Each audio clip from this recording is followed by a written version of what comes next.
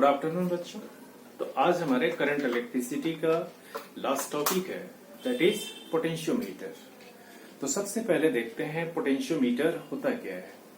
तो कहते हैं potentiometer is a device that is used to measure an unknown EMF और पोटेंशियल डिफरेंस एक्यूरेटली। आप ऐसे भी कह सकते हैं potentiometer is a device that is used to measure an unknown EMF or to compare the EMFs of two cells or to measure the internal resistance of a cell or to measure the potential difference accurately। ठीक है, तो ये हम potentiometer है। ये आपका एक versatile instrument है बिकॉज आपने देखा ना क्या क्या ये मेजर कर सकता है। मैंने कहा अननोन ईएमएफ किसी सेल के अननोन ईएमएफ है उसे मेजर कर सकता है, दो सेल के ईएमएफ्स को कंपेयर कर सकता है। तीसरी बात कि किसी सेल के इंटरनल रेसिस्टेंस को मेजर कर सकता है, और चौथी पोटेंशियल डिफरेंस को भी मेजर कर सकता है। Therefore it is a versatile instrument. ठीक है, अब हम जरा इसमें देखते हैं, है ना, इसका कंस्ट्रक्शन देखते हैं पोटेंशियोमीटर का। तो क्या होता है, इसमें 4 से 10 पीसेस ऑफ वायर होते हैं एक एक मीटर के, जिसको हम क्या करते हैं, है ना, सीरीज में कनेक्ट करते हैं।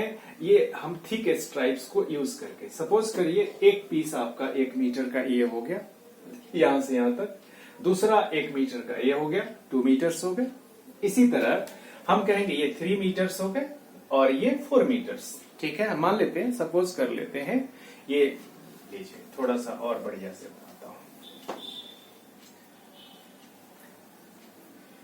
तो ये जो है हमारा 1 मीटर का वायर है और इसमें थिक स्ट्राइप्स लगे हैं। ये थिक स्ट्राइप से, इसी तरह ये दूसरा जो वायर हो गया हमारा, ये लीजिए, ठीक है, दूसरा वायर हो गया। इसी तरह हम कहेंगे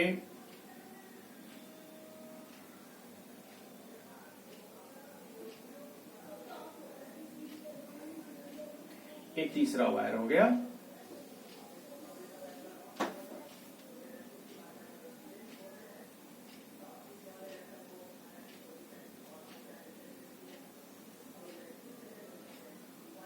इस तरह से ये चौथा वायर हो गया। यानी कम से कम हमने 4 वायर दिखाए जो 1-1 मीटर के हैं, और लगता है एक दूसरे से ये पैरेलल में वायर को प्लेस करते हैं पैरेलल में, बट एक्चुअली में ये सीरीज में कनेक्टेड है। ठीक है, ये एंड को हमने ए कह दिया, इस एंड को हमने बी कह दिया। सपोज करिए ये एंड आपका बी हो गया। ठीक है, अब हम क्या करते हैं, इस वायर में एक कांस्टेंट करंट हम पास करते हैं। तो हम स्टैंडर्ड सेल का, यहाँ पे हम स्टैंडर्ड सेल या एक सर्किट दिखाते हैं जिसको हम एक्सिलरी सर्किट कहते हैं। ठीक है, ये एक्सिलरी सर्किट कहेंगे। इससे आप कनेक्ट करिए positive terminal, then negative terminal, then positive, then negative. इसको भी सीरीज में कनेक्ट कर दिया। फिर इसके साथ आपको एक की हम कनेक्ट करेंगे, स्विच। ठीक है, और तीसरा जो है हमारा ये रेसिस्टर है जिसको रियोस्टेट कहते हैं, ये लीजिए। ठीक है, इस तरह से हम ये कनेक्ट करते हैं। ये लीजिए, एक रियोस्टेट हो गया हमारा जिसको RH कहते हैं, एक की हो गया, और ये बैटरी या आपको कॉम्बिनेशन ऑफ सेल्स। ठीक है ना, इसको रियोस्टेट हमने कहा है। रियोस्टेट मतलब वेरिएबल रेसिस्टेंस, है ना, इसको जहां पे फिक्स करेंगे वैसे इसकी रेसिस्टेंस काउंट होगी। ठीक है, तो हमने ये देखा, और इसी एक्सिलरी सर्किट के थ्रू इसमें एक हम कांस्टेंट करंट मेंटेन करते हैं। राइट, अब नेक्स्ट देखते हैं इसमें, है ना, ये इसका है ना principle, what is the principle of potentiometer. ठीक है ना, तो प्रिंसिपल के लिए, प्रिंसिपल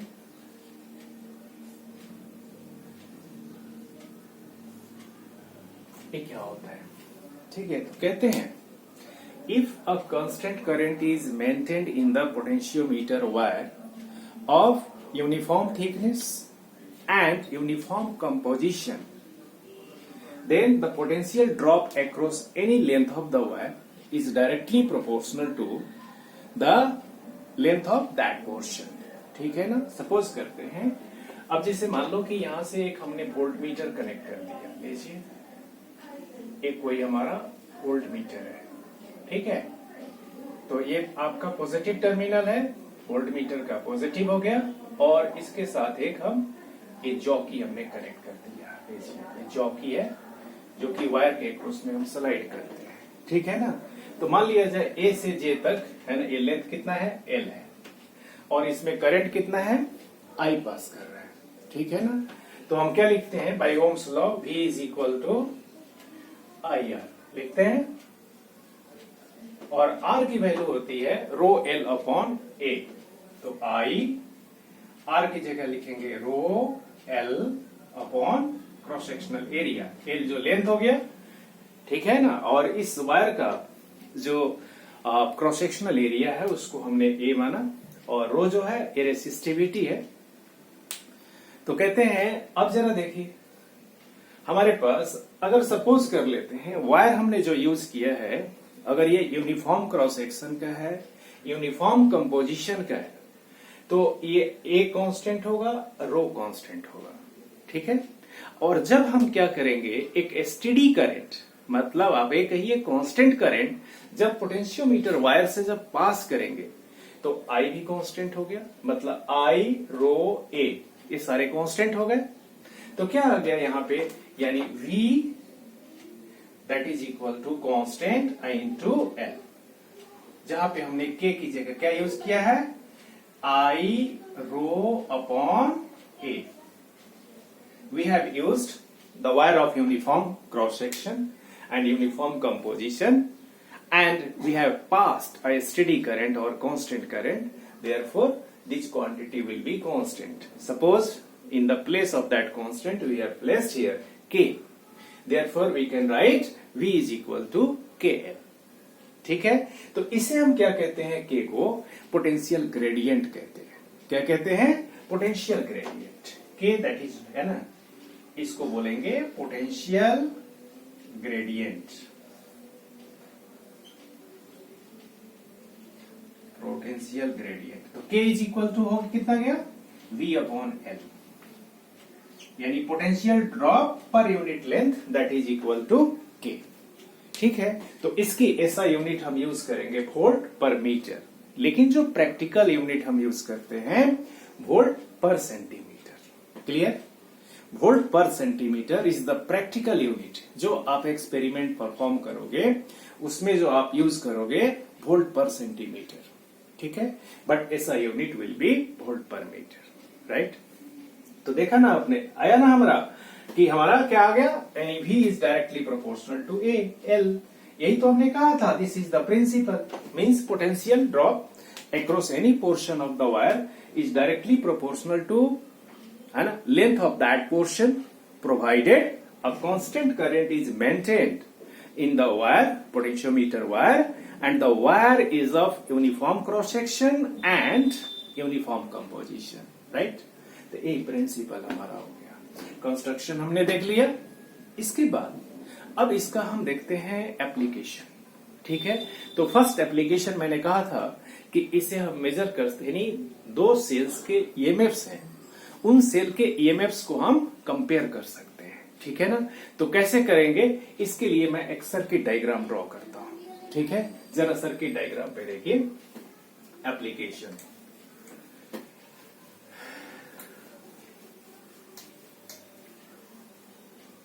इसका first application, to compare the EMFs of two cells.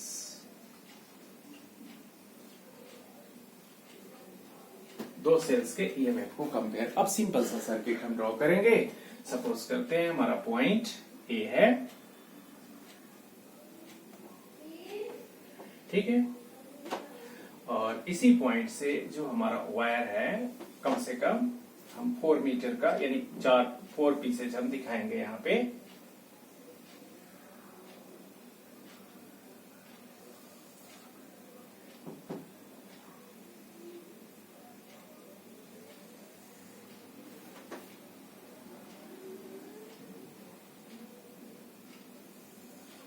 ठीक है, तो हमारे 4 पीसेज हो गए। ये हमारा एंड हो गया वायर का बी, ये हमारा ए।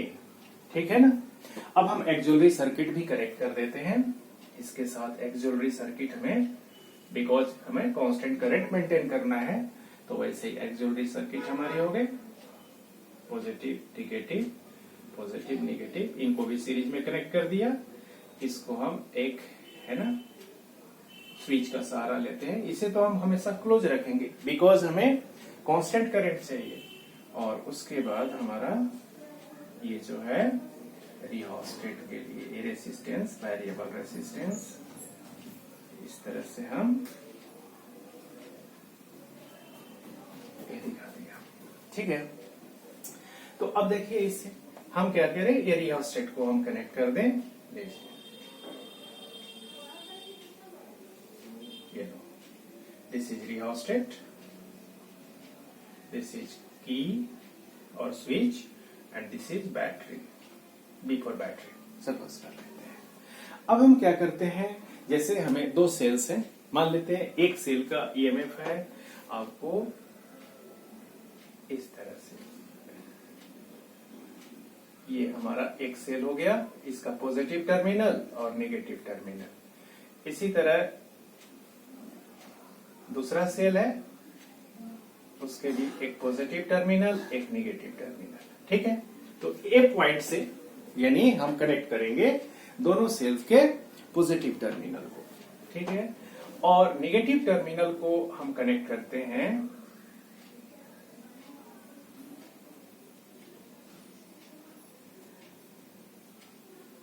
ये पॉइंट सी कर दिया, ये हमने इसमें लगा दिया, ये स्विच लगा दिया, की लगा दिया। ठीक है, तो इसको हमने ए कह दिया, इसको बी कह दिया, 2 स्विच हो गए है ना, ए और बी। और ये सी जो है ये कॉमन हो गया दोनों में। ठीक है, इसे हम क्या करेंगे, ये सी पॉइंट से हम कनेक्ट करेंगे रेसिस्टेंस बॉक्स। ये लीजिए हमारा रेसिस्टेंस बॉक्स हो गया, दैट इज आरबी और रेसिस्टेंस बॉक्स। ठीक है, और इसे हम क्या करेंगे, देखिए फर्स्ट ऑफ ऑल इस सेल को हमेशा हमें है ना क्लोज रखना है। अब पहली बात हम क्या करते हैं, पहला जो सेल है सपोज कर लेते हैं इसका ईएमएफ है ना, हमें पता नहीं है, अननोन ईएमएफ E1 चाहे है ना, पता नहीं हो तो कोई दिक्कत नहीं।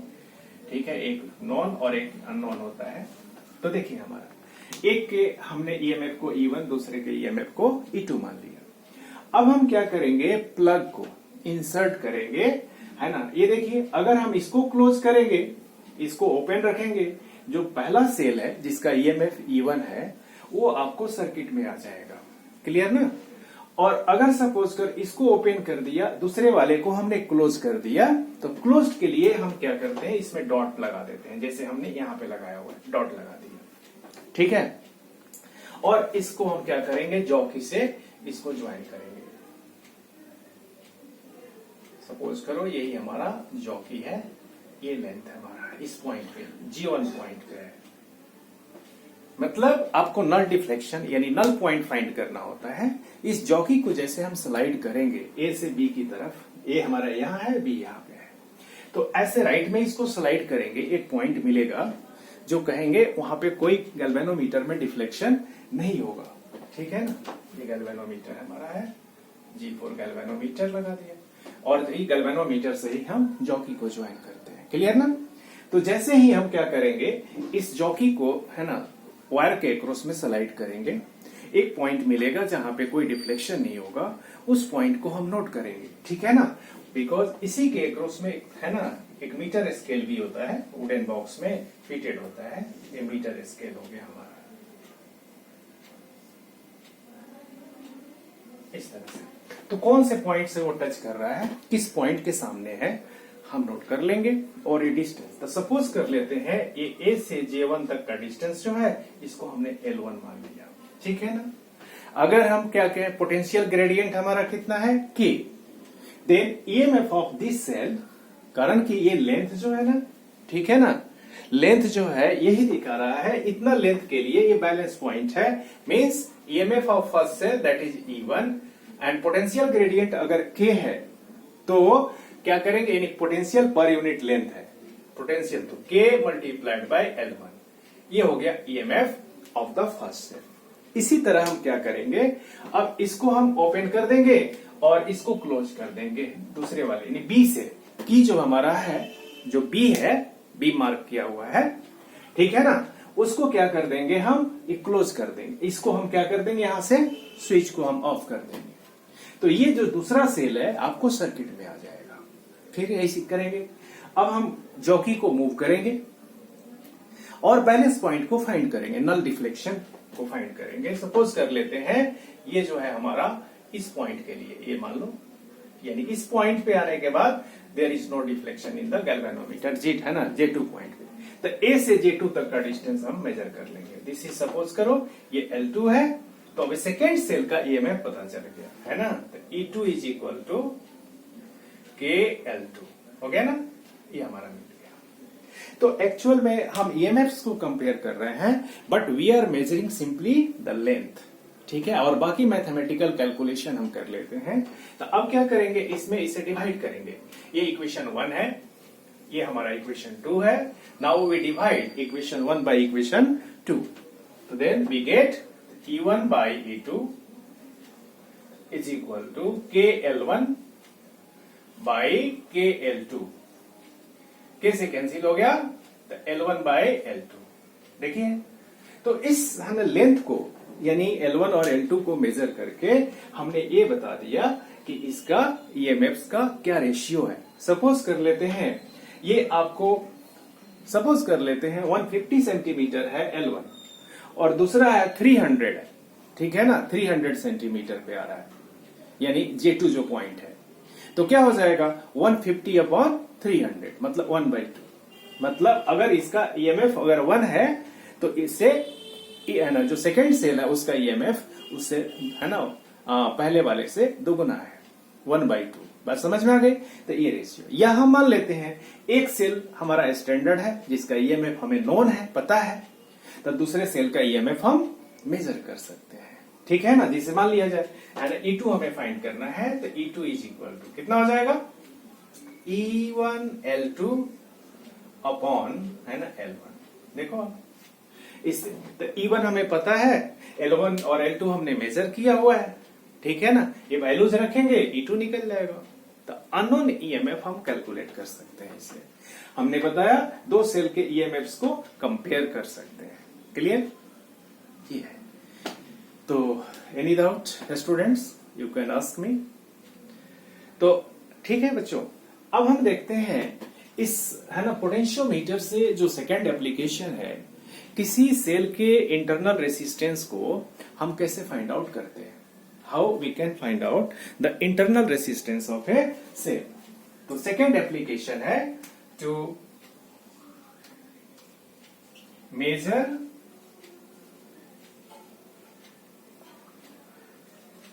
the internal resistance of a cell, किसी सेल के इंटरनल रेसिस्टेंस को हमें फाइंड करना है, ठीक है। तो ये हमारा सर्किट वही रहेगा, बस हम क्या करेंगे, मैं यहां से थोड़ा सा रब कर देता हूं।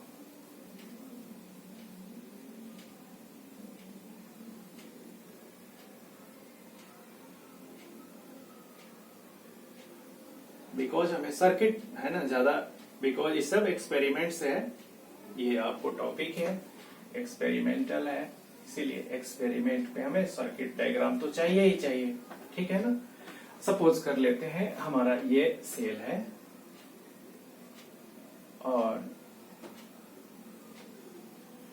इसी में हमने क्या किया, एक रेसिस्टेंस बॉक्स हमने कनेक्ट कर दिया, ये लीजिए रेसिस्टेंस बॉक्स।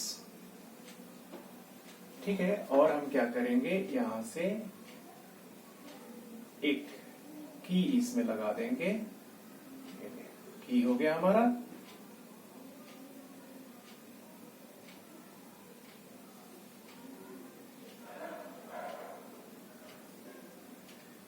और इससे हम गैल्वेनोमीटर को कनेक्ट कर देंगे एंड देन जॉकी। ठीक है ना, इस तरह से कनेक्ट कर दिया हमने। तो देखिए सबसे पहली बात हम क्या करेंगे, इस K1 इसको मैं कर देता हूं, इस K1 है ना इसको K2 कर देता हूं। तो ये तो आपको क्लोज रहेगा बिकॉज है ना हमें क्या है, एक कांस्टेंट करंट हमें पास करना है पोटेंशियोमीटर वायर में। तो अब क्या करते हैं, फर्स्ट ऑफ ऑल इसको हम ओपन रखते हैं K2 को। ठीक है ना, K2 को ओपन रखेंगे और क्या करेंगे, है ना ये पॉजिटिव है ना टर्मिनल जो सेल का है वो तो कनेक्टेड है ए पॉइंट से। अब जो ये जॉकी है जो गैल्वेनोमीटर से कनेक्टेड है, इस जॉकी को इस वायर के अक्रॉस में हम है ना स्लाइड करेंगे, मूव करेंगे। तो सपोज करिए कि एक और बैलेंस पॉइंट को हमने मेजर करेंगे। सपोज करिए ये जे पॉइंट यहाँ पे आया, तो इस पॉइंट तक ये कोई डिफ्लेक्शन नहीं दिखा रहा है गैल्वेनोमीटर में, there is no deflection in the galvanometer. ठीक है, तो अब इसके लिए हम क्या करेंगे, इस लेंथ को हम मेजर कर लेंगे, दिस इज द लेंथ। तो इसको हमने कह दिया L। ठीक है, और ऐसे मानेंगे K is the potential gradient. तो अब क्या करेंगे, यानी potential gradient potential drop per unit length. जब यूनिट लेंथ है तब आपको पोटेंशियल ग्रेडियंट कितना है, आपको K है। ठीक है ना, पोटेंशियल ड्रॉप है K है फॉर यूनिट लेंथ। तो जब L लेंथ हो जाएगा तो KL हो जाएगा, तो वही EMF हो जाएगा सेल का। Means E is the EMF, then E is equal to, इसको E1 का हटा देता हूं, तो एक ही सेल है, तो E इज इक्वल टू क्या हो गया, KL1। ठीक है, इसको हमने एक इक्वेशन कर दिया। क्लियर, वेल द है ना की K2 is kept open and the jockey is moved across the wire, then the balancing length will be that is AJ, that is L। Clear, अब हम क्या करेंगे, अब K2 को हम क्लोज कर देंगे। नाउ द सेल है ना की K2 इज है ना क्लोज्ड। अब हम फिर क्या करेंगे, उसी प्रोसेस को रिपीट करेंगे।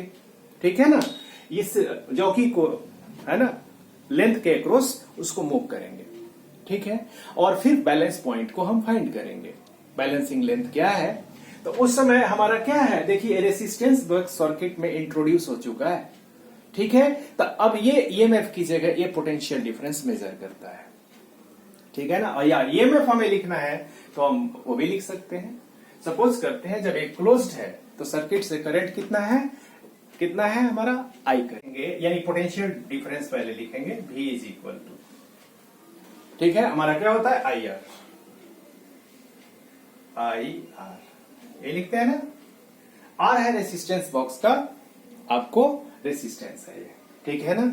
और नेक्स्ट हम लिख सकते हैं E is equal to I और R plus R, where small r is the क्या है ना, ये यहाँ पे ये भी कर सकते हैं। V इज इक्वल टू क्या है, that is equal to suppose करते हैं L2 लेंथ आया इस समय जब हमने K2 को इंट्रोड्यूस कर दिया सर्किट में। ठीक है, तो हमारा क्या आया, L2 लेंथ पे है ना, ये बैलेंसिंग लेंथ है, तो V इक्वल टू KL2 लिख सकते हैं। ये इक्वेशन नंबर 2 कर दो पहले आप। अब मैं क्या करता हूं, इसमें दोनों में डिवाइड कर देता हूं, इक्वेशन 1 को इक्वेशन 2 से डिवाइड कर देता हूं, तो E by V is equal to K से K कैंसिल हो जाएगा, L1 बाई L2, पहले हमने ये निकाल दिया। ठीक है ना, तो हमारा एक रिजल्ट आया ये E upon V is equal to L1 by L2। अब हम नेक्स्ट क्या करते हैं इसमें, ठीक है, नेक्स्ट अब E is equal to I, अब जानते हो current in the circuit is equal to EMF upon external resistance plus internal resistance, तो ये हो जाएगा R प्लस R। देखो I हो जाएगा ना, I is equal to EMF upon external resistance plus internal resistance, तो ऐसे हम निकाल सकते हैं। और V इज इक्वल टू कितना होता है IR, ओम्स लॉ से इन दोनों का रेशियो ले लो, तो E upon V that is equal to, तो I R प्लस R और यहाँ IR, तो I कैंसिल हो गया, R प्लस R अपॉन है ना, A R, this is equal to, इसको सेपरेटली डिवाइड कर दो, R by R that is 1, अब plus small R by capital R, और ई बाई भी का रेशियो हमारे पास है L1 बाई L2, और L1 by L2 that is equal to, है ना, 1 प्लस, यहां पे लिखता हूं, अब इसकी जरूरत नहीं है। तो हमारे पास आ गया that is E upon V is equal to, हमारा क्या है, 1 plus small r by capital R, and E by V is equal to L1 by L2 is equal to 1 plus small r by capital R, और 1 को हम left side में लाएंगे तो L1 by L2 minus 1 into is equal to small r by capital R, ठीक है ना। तो अब क्या है, हमें स्मॉल r तो फाइंड करना है, internal resistance, therefore R is equal to, हम इसमें मल्टीप्लाई हो जाएगा, यानी L1 by L2 minus 1 multiplied by capital R, ठीक है ना। तो इस फार्मूला से आप निकाल सकते हो इंटरनल रेसिस्टेंस। L1 और L2 को हमने मेजर किया हुआ है, और R जो है रेसिस्टेंस बॉक्स का रेसिस्टेंस है, क्लियर ना। तो इससे हम इंटरनल रेसिस्टेंस को फाइंड कर सकते हैं, ठीक है बच्चों। तो हमने देखा, क्या देखा है ना, एक आप इसका ब्रीफ में मैं बता रहा हूं कि हमने क्या किया, इसका एप्लीकेशन में देखा कि दो सेल के ईएमएफ को कंपेयर भी किया, किसी एक स्टैंडर्ड सेल है उसमें से, यानी उसका ईएमएफ नोन है और नॉन ईएमएफ हम फाइंड कर सकते हैं, और हमने देखा इंटरनल रेसिस्टेंस को फाइंड कर सकते हैं, ठीक है। तो ये जो आप लैब में एक्सपेरिमेंट परफॉर्म करते हो, है ना, ये देखो छोटा सा, सिर्फ आप लेंथ मेजर करते हो, but in terms of length आप इंटरनल रेसिस्टेंस मेजर करते हो। इंटरनल रेसिस्टेंस दैट इज है ना, आपको ये बहुत बड़ी चीज है ना, फाइंड करना, बिकॉज उसके कंपोजिशन पर डिपेंड करता है, इसीलिए हमें वो काफी डिफिकल्ट चीज है, इसको आसान बनाया गया है, ठीक है ना, कि हमें लेंथ मेजर करना है, वो तो हम कर सकते हैं, जो करते आ रहे हैं, ठीक है ना। तो इस तरह से, तो क्या हमने किया था इसमें, हमने सेल के साथ एक हमने रेसिस्टेंस बॉक्स कनेक्ट किया था, फिर उसके बाद गैल्वेनोमीटर, फिर जॉकी। तो फर्स्ट केस में हम जो था K2 जो रेसिस्टेंस बॉक्स के साथ कनेक्टेड था, उसको हमने ओपन रखा, फिर हमने जॉकी को स्लाइड किया और नल डिफ्लेक्शन, यानी हमने उस पॉइंट को फाइंड किया जहां पे गैल्वेनोमीटर में कोई डिफ्लेक्शन नहीं है। तो हम ए एंड से हम वहां तक के पॉइंट को, है ना, मीटर स्केल से उसको मेजर कर लिया था, दैट इज L हमारा आया था, ठीक है ना, L हमारा इस केस में आया था। तो ईएमएफ दैट इज, है ना, E is equal to KL हमने लिख दिया था, where K is potential gradient. Next हमने K2 को क्लोज रखा था, उस समय हमने पोटेंशियल डिफरेंस यानी V इज इक्वल टू हमने मेजर किया था, that is equal to KL2, means L2 length है, वो बैलेंसिंग लेंथ है उस केस में, और फिर रेशियो ले लिया था जो कि L1 बाई L2 आ गया था। फिर ओम्स लॉ को अप्लाई किया, तो EMF is equal to I और R प्लस R, मतलब जब हम सेल के साथ उसको संट किया था, किसको, हमने रेसिस्टेंस बॉक्स को, क्लियर ना, साथ आ गए। तो ईएमएफ हो जाएगा I R प्लस R, और potential difference V equal to I R हमने सिंपल। तो फिर E अपन V का रेशियो हमने निकाल लिया था, जो कि आया था capital R plus small r divided by capital R। इसको हमने सेपरेटली डिवाइड करके 1 plus small r by capital R find किया था। अब E बाई V का वैल्यू हमने रख दिया था L1 बाई L2, फिर सॉल्व किया, दिस इक्वेशन इज सॉल्व्ड, है ना, for small r and small r this is the value, clear. अब एक्सपेरिमेंट करोगे तो आप, है ना, परफॉर्म करोगे जब लैब में, तो और ज्यादा क्लियर होगा ये, क्लियर ना बच्चों, ओके। तो ये हमारा आज एंड हुआ इसका पोटेंशियोमीटर का भी और चैप्टर का भी, क्लियर, ओके, बाय।